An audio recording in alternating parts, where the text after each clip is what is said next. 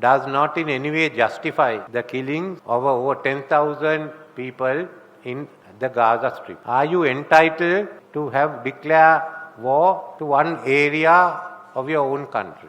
Can you go to war against it? So we have gone through this question. And can countries condone it? Because when we brought a motion for the ceasefire, many of our countries, all of us voted for it. USA opposed it and some other countries also opposed it. Now this is the question. Why is it that they are acting in this manner? Because last year in October, at the Human Rights Council, they all got together and passed a resolution against Sri Lanka.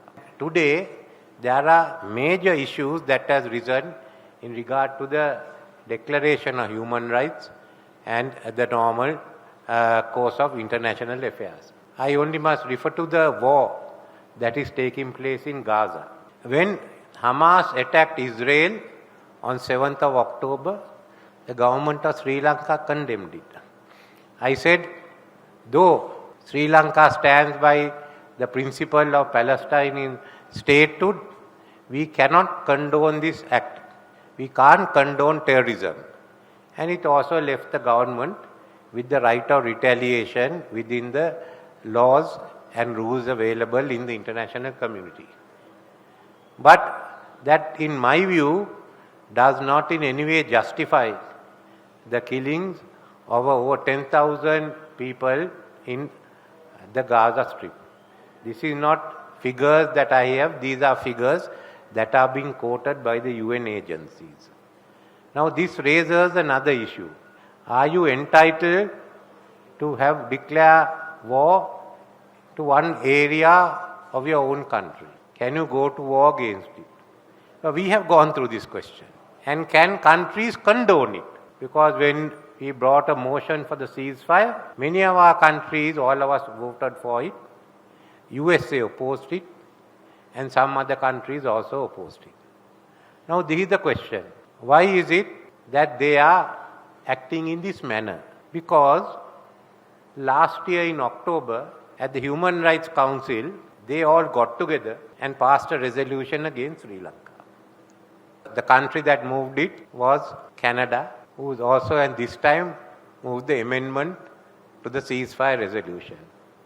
Canada has become now the henchman for moving these resolutions. Now the resolution has been moved against and passed by us. And we all have to follow it. So I only want to point out, now what is this difference? We have been asked in this, underscoring the importance of addressing the underlying governance factors and root causes that have contributed to that crisis, including deepening militarization, lack of accountability in governments and impunity of human rights violations, abolition and abusers. Now if this is good for Sri Lanka, it must also apply to Palestine. After all, what is taking place in West Bank and the removal of the bringing in of settlers is a big issue. Then why is it that one rule applies to us and another rule applies to them? This is the question I have. And reaffirming also that all measures taken to combat terrorism must comply fully with states' obligations under international law, in particular international human rights law, and as applicable international refugee law and international human rights law. So what applies to us must also apply in the Gaza. What US has told us to do, they must also ensure is being enforced in the Gaza. Now we are having two different systems. Then express concerns at the human rights impact of the economic crisis, including as a result of increased food insecurity, severe shortages in fuel, shortage in essential medicine, and reductions in household incomes. That's what they said of Sri Lanka last year. It is much worse in Gaza today. And stress the importance of the protection of human rights and fundamental freedoms, the grievances and demands of the Tamil and Muslim population. So what you are being asked here in Gaza is to address the concerns of the Muslim population. If Sri Lankan government must address it, why is there another rule? To take measures to address the marginalization and discrimination against persons from the Muslim community. Well, the Arab Palestinians are Muslims and they have all been marginalized in their own place. So I asked them, why is it that the US applies this to us, but not in Gaza? They in fact tell us that there is no need for a ceasefire, only what is called a humanitarian pause. Now this is the issue we are faced with. Now my problem is, okay, let's say the UN is handling the Gaza issue. When we go next year to the UN Human Rights Council, we will be judged by this. There is one law for us, one standard for the others. So I am thinking now of that rule which all of you apply in courts, that you must come to courts with clean hands. That is in the domestic jurisdictions. Sometimes in international tribunals, they have also said you must come to courts in clean hands. So why shouldn't it then apply here also? Next September, come with clean hands and we will answer it. If you haven't got clean hands, why should you answer it?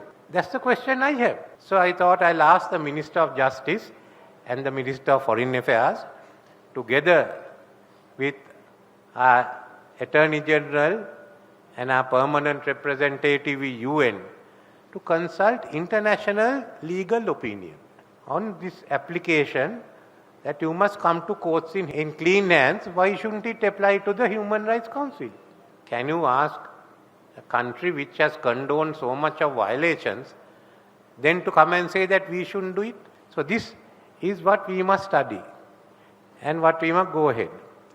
It's a matter which we will require the advice of our Bar Association, of our other legal practitioners, and even the Chief Justice and the Supreme Court. I think the advisory power of the President can ask for the advice of the Supreme Court. But I think we must make this a rule.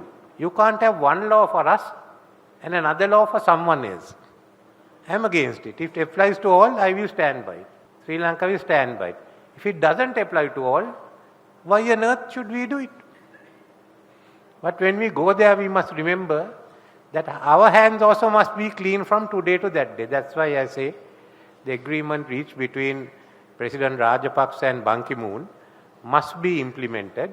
We must not have any incidents based on race or religion in the country. We had an unfortunate incident about a week back in Batiglo, but I said the law and order must be enforced. Let's enforce the law and order, uphold it, and take this up. And I think we are in a position this time to canvass a lot of support in this case from the global south and part of the global north. So let's take the principle up here. You've taken it up against us, we'll take it up against you. We are all, as the United States says, for a rules-based order. We want a rules-based order. But then the rules must apply to everyone. It can't apply to some and not to others. So in that is what we have to test next year with the support of many other countries in the United Nations. I thought I'll share this thought with you because we could get your views also in formulating the principle. Let's take it forward, like any lawyers will do.